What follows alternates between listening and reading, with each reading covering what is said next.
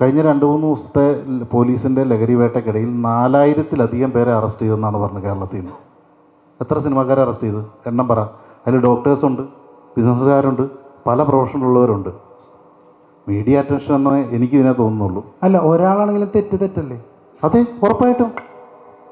അല്ല, അതിനകത്ത് അങ്ങനെ ന്യായീകരണമൊന്നുമില്ല. അതിപ്പോൾ ആരായാലും തെറ്റല്ലേ, ഉറപ്പായിട്ടും. അല്ല, ഞാൻ പറയുന്നത് 4000-ലധികം പേരെ, അങ്ങനെയല്ലേ, അങ്ങനെയാണ് ഞാൻ വാർത്ത കണ്ടത്. 4000-ലധികം പേരെ അറസ്റ്റ് ചെയ്തു എന്നാണ് പറഞ്ഞത്. എറണാകുളത്തോ എന്തോ ബോംബ് ചെയ്തിട്ട്. അല്ലല്ല, 4000-ലധികം പേരെ കഴിഞ്ഞ ഈ ദിവസങ്ങളിലെ മൊത്തം അറസ്റ്റ് രേഖപ്പെടുത്തിയ കേസുകളുണ്ടെന്നാണ് പറഞ്ഞത്. 4000-ലധികം. 400 പേരെ അറസ്റ്റ് ചെയ്തെന്ന് പറയുന്നത് ഒരു രാത്രിയിലത്തെ കേസാണ്. കൊച്ചിയിൽ ഒരു നൈറ്റ് നടന്ന റെയ്ഡിൻ്റെ കേസാണ്. അപ്പം ഒരാൾ കുറവാണെന്നല്ല ഞാൻ പറയുന്നത്.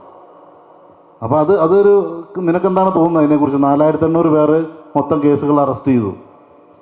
അപ്പം ഞാൻ പറയുന്നത്, സിനിമയിൽ ലഹരി ഉപയോഗിക്കുന്നവരുണ്ടാകും. കാരണം സിനിമ ഈ സൊസൈറ്റിയിലുള്ള സാധനം തന്നെയാണ്.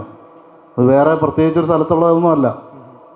തീർച്ചയായിട്ടും ഈ സമൂഹത്തിൽ ലഹരി ഉപയോഗിക്കുന്നവരുണ്ടെങ്കിൽ സിനിമയിൽ ഉപയോഗിക്കുന്നവരുണ്ടാകും. പക്ഷേ അതിൽ ക്രമാതീതമായിട്ടുള്ള ഒരളവുണ്ടെന്ന് എനിക്ക് തോന്നിയിട്ടില്ല ഇന്നുവരെ. അതാണ് എൻ്റെ അഭിപ്രായം.